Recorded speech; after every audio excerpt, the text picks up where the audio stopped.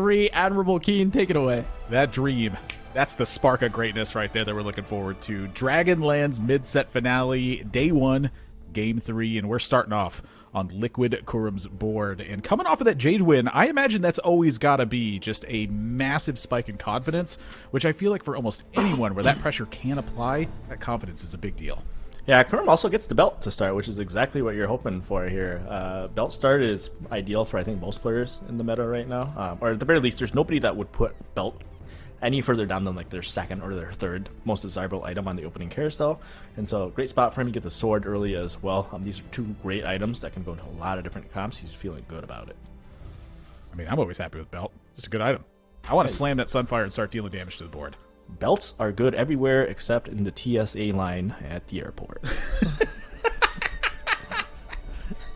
The truth. If you don't want to hear the truth, Keen is not the person to listen to right now. You also know anybody that has to, like, you're watching somebody in front of you take off their belt at TSA and you're like, dang, is this like your first time traveling? Did you not expect that this would like get to this point? Just wear pants that don't need belts. You know, that is like, come on, guys. Yeah. He just never wear the belt. This spot is always like kind of it's not bad necessarily, but it's a little frustrating where you have like a Leona pair, but then you hit a bruiser, and it's like, man, it's almost too much front line. It's like you almost regret not taking the Ezreals now. How much different do you feel when you see that Spell Sword's enchantment is the Mirage buff and you have a pair of Leonas? I think that it's a pretty strong augment, but it can feel really awkward because so much of it is like it's just so item dependent, and then you're also in a spot where again, Deja is a comp that I think is strong, but it's hard for me to ever justify wanting to lean that early, because if you just don't hit Deja, you just lose sometimes. Wow. Okay, this feels like a massive shift in the game plan here for Kurum. You hit a Cybernetic, you hit the strong scale scorns, you have a pair of Lilias with the Bruiser Olaf to start. Like, this feels like a very, at least, clear starting angle here for Kurum, where this feels mostly like pay attention, make sure you're not missing something, but a pretty easy coast to stage 3 here, I feel like. Yeah, we also saw Chalky win with the scale scorn board earlier. I actually went and looked at the VOD, and he just he 3-starred 6 different units. He had a Nunu, Braum, Lilia, Diana, and Olaf. And it was just a ton of 3-stars that he hit. And I think we're not going to see that level of rolls here. Like, yeah, you see that Kurum doesn't even opt to buy that second Lilia, and you see the Zeke slam early. He's playing for tempo. So I don't know if he's actually intending on sticking with Olaf, but it's definitely let's just slam the items now and see what happens. Yeah, I definitely think that with these slams, the Olaf is not necessarily the intent. I think the option's still open here.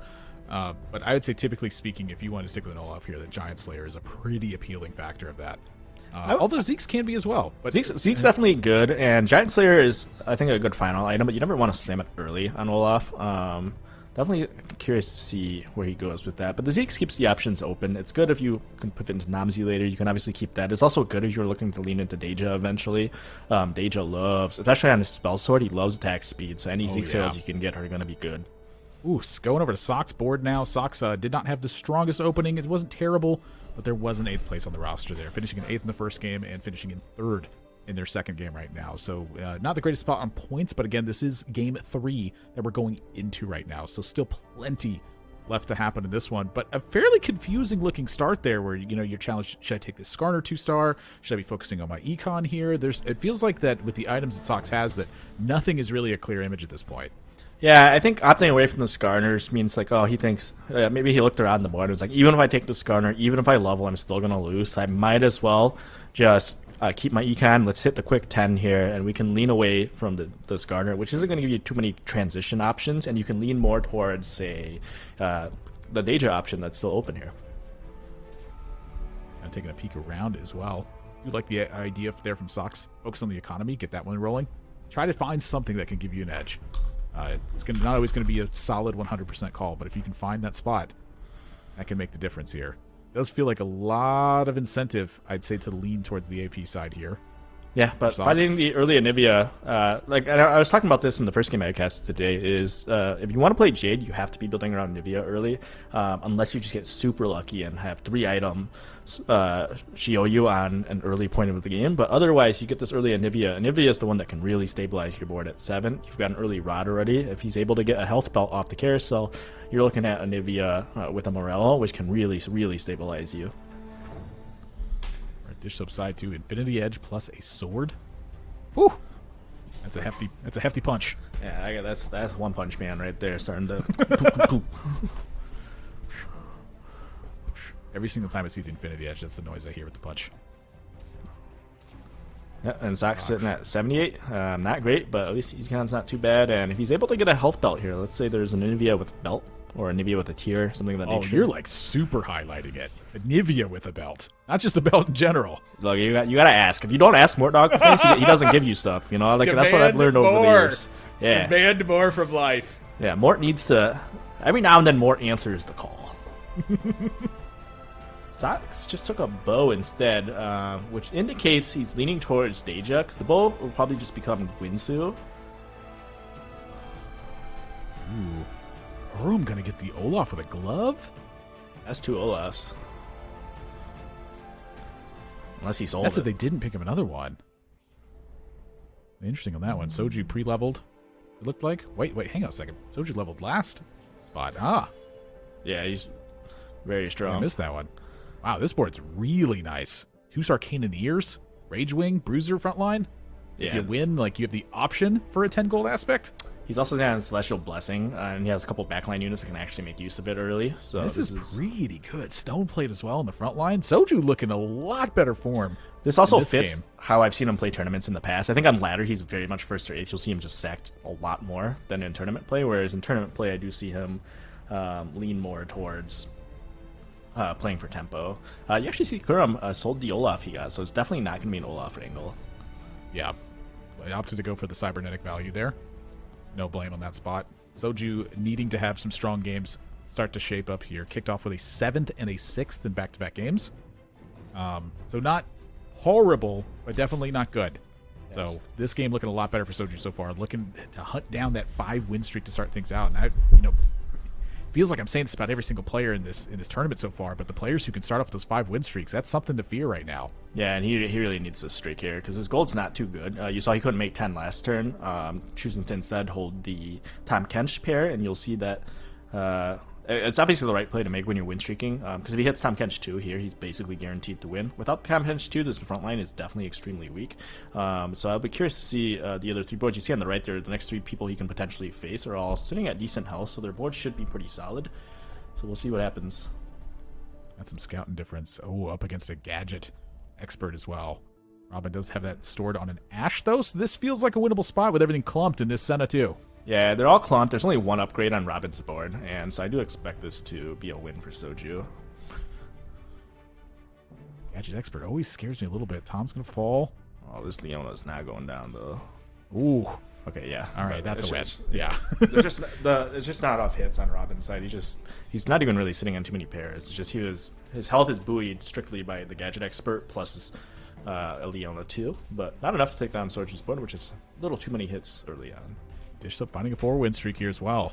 So both the win streakers not sitting below 20 gold. Nico shows up. Is this an option? An early Nico. You already have the Swain in as well for the early shapeshifter, so definitely a lot of gold to be holding on his bench, but you really can't be selling Nico. Nico is just one of those units that is so dominant. Goodness gracious. I mean, this is like a lot of strong stuff going on here. This feels like such an easy angle for like a Shioyu style factor almost. There's too much gold on the bench though. We'll see if he chooses to sell any of it. He chose to hang on to the Skarner. 6. I would expect him to sell the Swain here. Oh wow, he gets extra gold. He does not have to sell Swain. That is very good for him. He's thinking 20.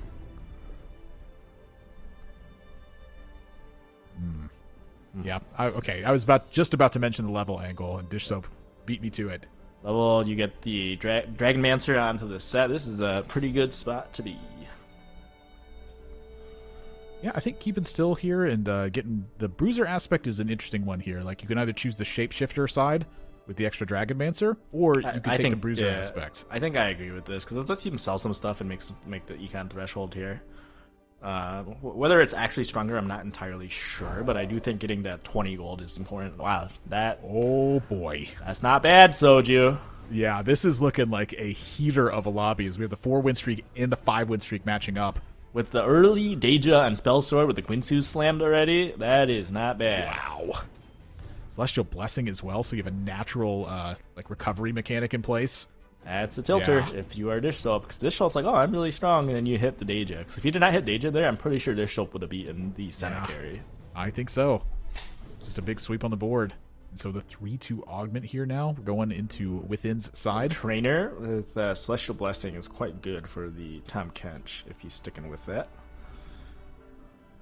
Yeah, I'm looking at like Cloak as your items, and that it does draw a bit of concern for me. Like, is there something you could do? Like, is the Earth Grab Bag an option you because already of know the Mirage aspect? You already know that's a triple ice cream cone.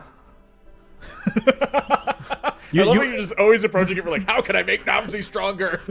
It's actually, oh wow, he took that. I'm a little surprised he went with this augment here. I'm kind of curious what he's looking for. Interesting.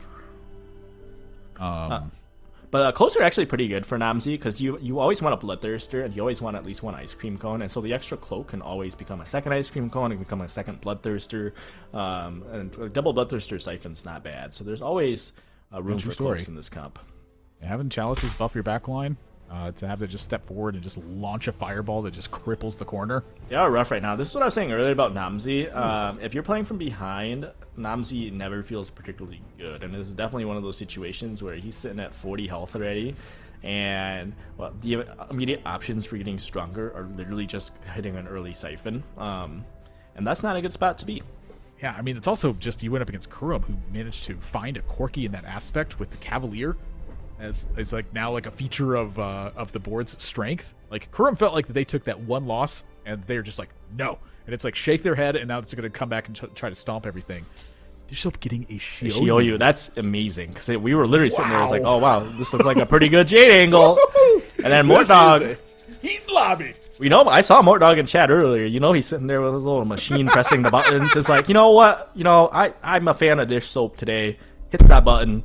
Give him the Shioyu. It's like a big lever from like a Price is Right game or something.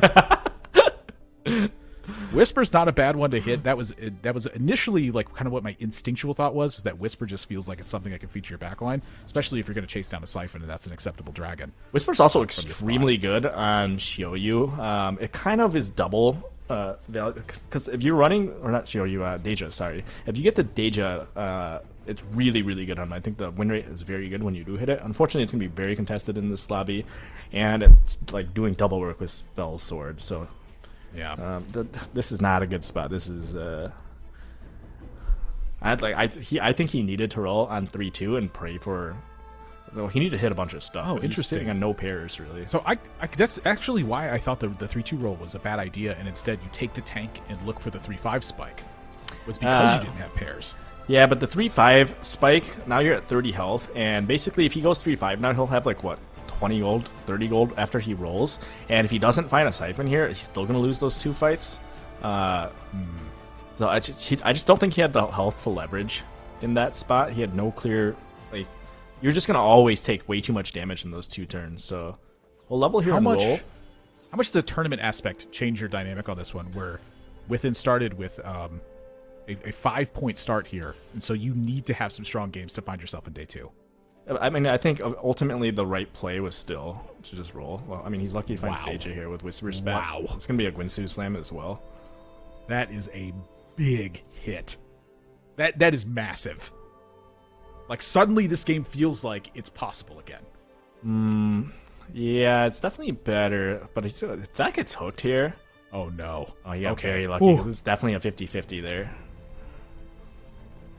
Soju sitting with the Deja as well. Yeah, but now he's against another guy who has a Deja, right? So I was talking earlier about Spell Sword being a little awkward with this augment. Or not augment, with this spat, just because you already are getting so much AP off of it. It's kind of just highlighting that factor as well, right? Yeah, you're getting the Whisper sweep as well. Yeah, it looks like it's enough to win the fight here, though. Against the top pretty big player in the win lobby. for Within there. It's going to have to continue that, but Goodness, if you can get that rolling, you can get that rolling. He really needs a Silas. I'm looking at a lot of things that are needed here. Holy smokes. That is probably the more accurate thing. He needs a lot of things. I do like the Ornn over the Tom Kench. Yeah, I think putting the Nivea in is pretty good. Or not the Nivea, the Lee Sin for now is pretty good. Just gives you a secondary carry option at this point in the game. If he's able to win this fight, maybe he can stabilize. Well, let's find out. Within is only options for fighting are Saintvicious, who's sitting at the bottom, and then 2 players who are holding the fort. Pockygom's got a pretty strong board as well. Yeah, it's very interesting looking items that the Tristana is holding there, but they make sense. Ornn didn't cast. Here comes first cast from Deja. Oh, Deja got hooked here, and Deja's about to get focused. I think the sweep will clear the left side, and then he'll die.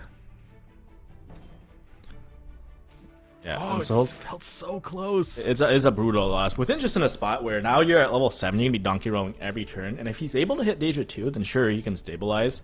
But it's a very bad spot to be. Just lost way too much health early. And kind of in comparison to our game number 1, Saintvicious is going to take some time here on the rolling aspect, saying, you know what, I do have the gold that I can hold down, but I need some time to think. Compared to game number 1, when we were heading into stage 4, it felt like a very soft cascade from 1st to 8th right now, and it feels like a canyon between the two right now in this lobby. Yeah, just gold augments coming in early, so people are just going to be a little bit stronger. You saw Soju pushing tempo early, which caused a few other people to hit tempo early. We saw the Shioyu come out early. Just a lot of dragons popped up on stage 3, which isn't always going to happen, right? But because so many dragons popped up, that just speeds up and accelerates the pace of the lobby. And so Saint's forced to roll here as well, sitting at 31 health, not doing much better than Within. But his econ's way better, so... Still a lot to be hitting here as well. Yeah, he needs one. I mean, this is not a bad dragon to find, but yeah, he's got a 2-star something here. He's sitting on a couple dragon pairs. Goodness. You can kind of see why he took the time on this one. Really That's a much better Mirage find, I feel like. I mean, these are good units, but it's all 1-star. And his augments are kind of awkward. He's got combat training, and these dragons obviously have not been farming stacks this whole game, so he's essentially an augment down. Yeah, there's no doubt about that. It does give you like an initial little bit of AD start, but it just doesn't feel as powerful here. It feels like everything right now is reliant on this Deja to be able to clear up the board and really mitigate the damage. He pumped a lot of gold there, though. He's able to sell this Thresh if he wants, but I don't know. The Thresh is definitely the next in. But I don't know if he's ever going to get up the level. It's a long time. Oh, goodness. This board. I tell you what. Celestial Blessing feels like an okay find here. It's not too bad. Oh, okay, that's Siphon 2. Okay, that's pretty big too. Just get the Guardian. He just needs that front line. Yeah, that's a very true story. But Yasuo is so like good. Sacrifice. Yeah. I don't think it's better than Yasuo. Yasuo is just gonna do more work. Yeah, so he'll just sell it. I think he has to sit now. And maybe roll to 10 every turn. That's the thing. I think even in desperate situations, you pretty much can never roll past 10 unless you're literally on 1 health. I mean, the idea of the upgrade right now is literally a 3rd Idis, 2 Dejas, or 2 Yasuos while you're sitting on 7. Like, I don't even know if rolling to 10 gold's a good aspect here. I mean, yeah, the Deja is just way too contested. But if you hit the Idis 2, that might be enough to stabilize you. Unfortunately, I'm looking back at the augment. I actually think Celestial Blessing was the wrong take. I think I would have taken item grab bag in this spot because he already has a Bloodthirst and he already has a Hodge. And because he has so many dragons, he just wants more items for all of them. Oh, gets swept. Yeah, so he's just sweep back. Also, the gold from the angle of the Shimmer Scale item, like Saintvicious just got into it. Like, how is this a bad spot? Is what my brain's asking right now. It's just 1-star dragons, and then it's just the 2-star Siphon's just not enough. You have to have 3 items on it. Maybe if you took item grab back, you could have found a couple of more items, but even then, I don't know if it's enough. He just doesn't have enough surrounding it. The dragon Sox board. Dragon boards, I think you pretty much have to play from ahead. I feel like playing dragon augment and being stuck at 7 is pretty much always a doom spot, and Saint's pretty much just playing for like a 7th at best at this point. Sometimes you have to recognize that and play from the spot you're offered. We got a peek at Sox board there and got to see how Zhonya's was impacting the end of that fight. It was definitely the difference in that final fight. And Robin's board here is looking awfully good. Robin's also rolling down at 7 pretty desperately here. It's a lot of people trying to contest Deja. This is, I think, the 4th board at least we're seeing playing Deja, if not the 5th. And so much of this lobby is leaning towards Spell Sword just so much AP to be able to get the Guinsoo. Like, Robin has great items, but he doesn't even have the Deja pair right now, so... You can have it up front line, though. It'll feel like a Deja 2. You just need the time. The time is the aspect. They're stacking, and there's the stacks. Woo! Depends on... Just, what does this eat? And it's going to waste its bite, so... Saint's going to take another big loss here. So Saint's actually on 1 health at this point. Robin is a pretty bad spot too, to be honest. He doesn't have any gold, and he's sitting on a single Deja. It's like a lot of players are sitting on single Deja, though. Yeah, this is a desperate lobby.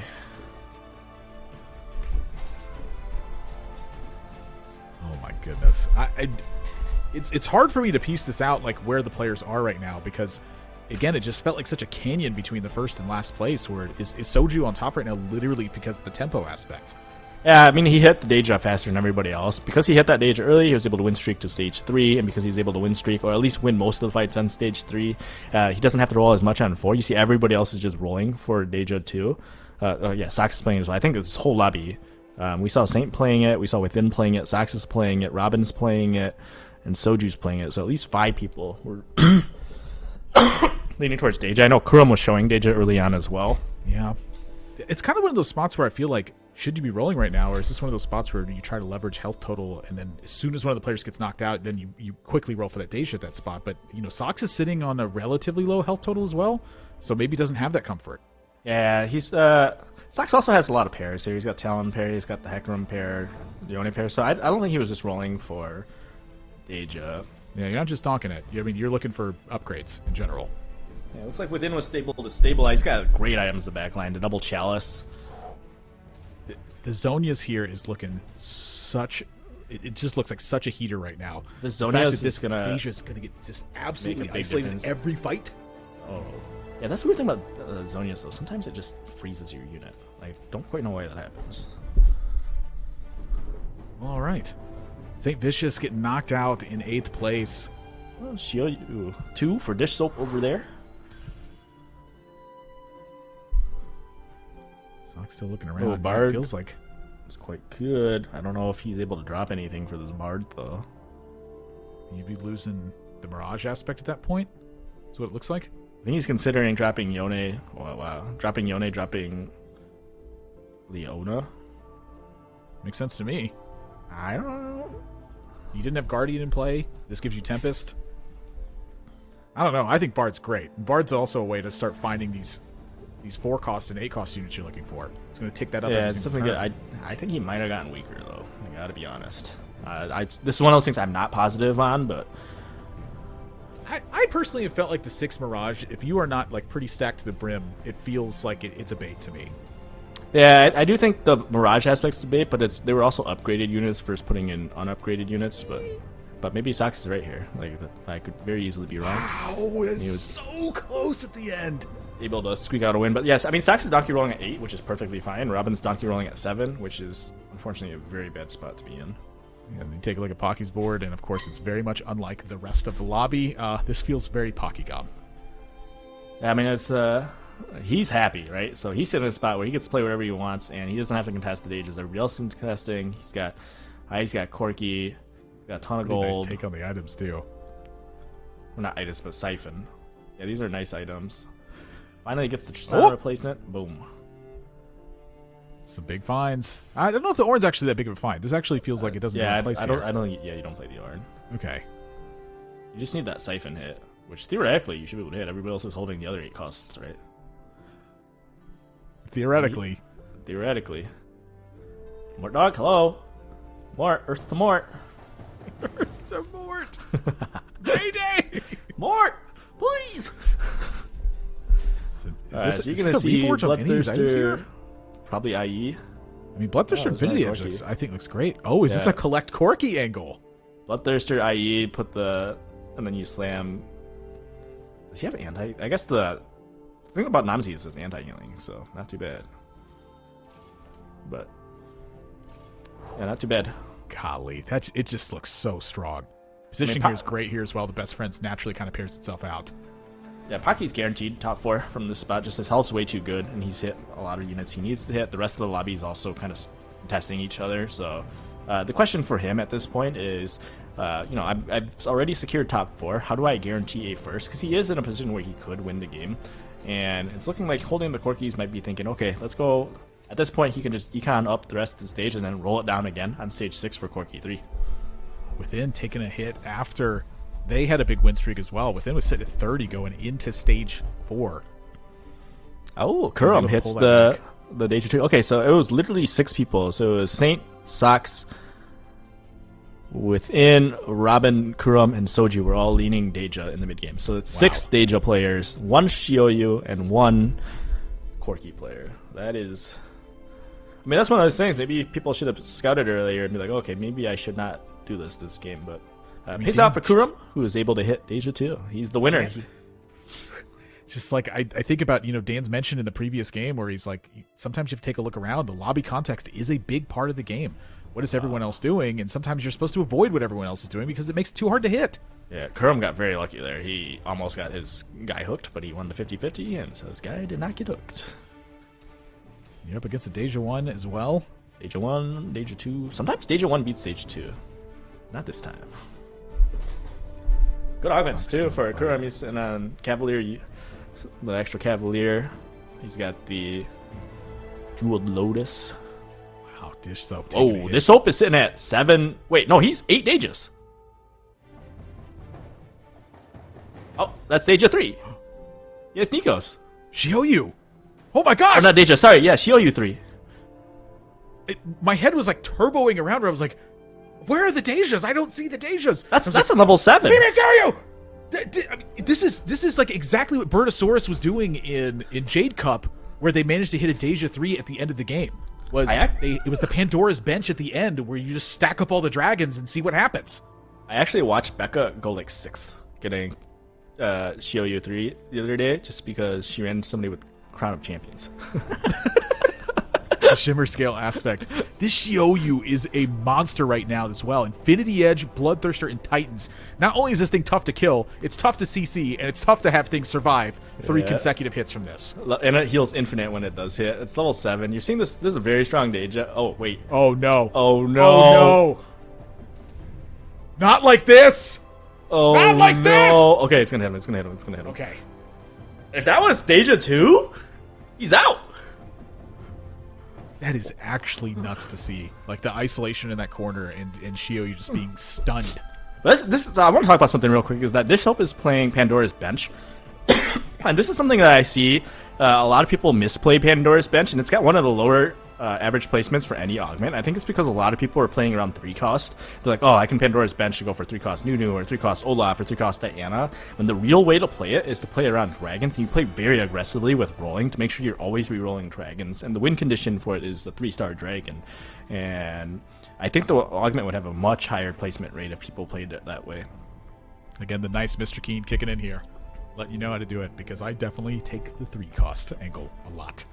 Yeah, I've also chased 3 costs with it, but it's a very fun augment if you play with around dragons. So Robin, unfortunately, I mentioned earlier, in a very bad spot because he was donkey rolling at 7.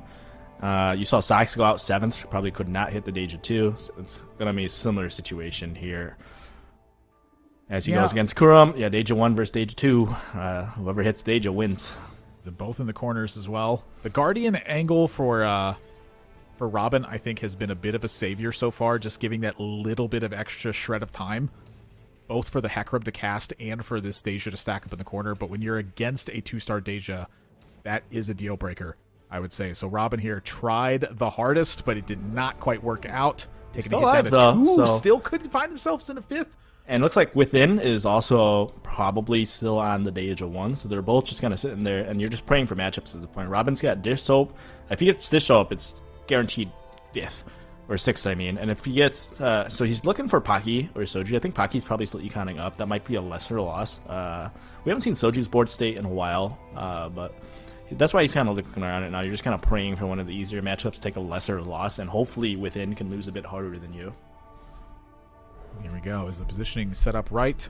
Who is the opponent? That is the Shioyu. Not who you wanted to see here. No, indeed it is not. Robin, it's, sometimes you have to give the hats off for it. I think a big part of this game is having that first or eighth style of play in your mind and being able to just crop up that eighth to a seventh, to a sixth, to a fifth. Maybe I'll kill a few units here, though. Those are big aspects of tournament play, but they just don't quite work out. Robin's dead here to any the hit there. Yeah, but I see what you mean. It was close. Sixth aspect. Oh, very close, but yeah, I mean, with him able to squeak a fifth from that spot early in the game is again a big sigh of relief for him. It was in a spot that I think I was literally flaming on air, and now he managed to sneak a fifth out of it, so I'd be very happy if I was him. Soju's spot right now? So Soju was the one that hit the Deja early, and so Soju's plan was just to wait for all the Dejas to die, and there's 2 out of the pool, and it's just Kurumx holding 3, so Deja, he should be able to roll down now and hit, and maybe he has enough health to outlast Kurum. But at this point, everybody, I think, is probably just playing for second with that 3-star Shioyu in the lobby. 40 gold here, and yeah, I definitely think this is a roll down perspective here, where you're looking for just any upgrades. That's a big one. There's still a lot of 1-stars. The rest of his board is still 1-star, so I feel like... So he's thinking about it, and I think he has to roll, because you can't really go 9 here. And even if you go 9, how much stronger are you going to get? So you might as well just roll here and play for that second. Or a third, I guess. Is that the Soju style of play? I guess there's just really not that many more pairs you can hit that make a diff. Yeah, I think in tournament, Soju will be able to make that right read. But it's just not much to play for at this point. I think that this might actually be the right call. Oh, yeah, goodness. But he's not going to hit. Every time I see that Shioyu, oh, gosh. He doesn't have enough health to ever go 9 here, or gold at this point, so you'll probably see him roll again pretty soon. Maybe he's just waiting for a pair, maybe he's waiting on the carousel, but I don't expect to see him push levels. I will say that this is a much closer fight than I certainly would have expected. Doing negative damage. Oh my god, it just one-shot him. It just straight up winded his right fist, did a full uppercut. It's the fact that you lost to 2 units, 3 effectively because of the dragon stance. Man, it's like playing Mortal Kombat against somebody, and they just start the match by doing the fatality against you. And it's like, wait, I didn't know you could do that. That is a perfect analogy. There's just no pairs here. What is Soju supposed to do? Like, it's just a blind roll at that point, it feels like. But I mean, the good thing is he did just face the 3-star Shioyu, so now he can just chill, because, he was going to lose no matter what. It wasn't even that bad of a loss. Dishsoap also managing to pick up the Frozen Heart for that talent into the backline jump. That just, this majorly impedes the aspect of this Shioyu getting picked early as well. Yeah, it's a good angle for Kuruma, though, so you'll see him kill probably... Oh, no. Oh, God. Oh, no. So Kuruma just dies. No! Okay, so there's the third for Soju. And if you're Soju, you just... at this point, you get up, go clean your hands, and get ready for the next game. So Dishsoap, I imagine, a big part of this. Oh, they have the dragon aspect here as well. The Shyvanas are not... This is not like a blind piece. This is real. Oh, yeah. So just play the... It's definitely interesting. It'll help a lot, too, because Pocky's playing Corki, and if there's a comp that can potentially beat the Shioyu, then it's definitely that Corki. Especially, we saw Pocky earlier leading. He had 5 Corkis. I'm curious, because if he was read the position right, he would have seen the Shioyu and be like, okay, I need Corki 3 to be able to beat it, and he would have been holding on to it, and if he had been holding on to it, he should be pretty close at this point to hitting it. He held 5 Corkis pretty early on the Pockygom angle. And given the amount of health that you have, I imagine you continue to take that direction. I mean, yeah. So we're heads up now, and it just kind of depends what's Pocky sitting on. And so Dishsoap needs to be holding. Oh, there's a Corki there as well. If he takes that, it means if he's not taking it, well, he's Zephyr, right? I mean, I want to Zephyr that Shioyu. Oh, so he didn't take the Corki, which tells me he probably sold it to push Econ earlier. But Corki 2 could still beat Shioyu given the right circumstances. Oh, wow, he didn't. I am very surprised he didn't take that Corki when he's sitting on 6. That would have been 7. And he could have just rolled instead of leveled here, because he leveled to add Trainer back in, which is pretty important to get that. Make your Namzi strong again. He gives you an extra Cannoneer hit. And he has enough health where he's able to just econ up here and then roll again for Corki 3. But I think Dishsoap needs to also be holding. I would put a few of those forecasts in there and re-roll, just to be able to hold some Corkis. Just trying to delay that aspect, peel that away from what Pockygom has. Watching this fight unfold. Siphon also is an angle I think that can at least pressure the idea of this Xiaoyu, and that's the reason why. But Xiaoyu gonna recover, or is it not enough? Is it pressure too hard? Oh, that's it. That's it. That's 0-3. I mean, it's just a bad matchup. It's the rock, paper, scissors, and it doesn't matter how strong your scissors are, the rock is still gonna bash it into the ground. Holy smokes, Pockygom going to 9 and having the Siphon pick off a 3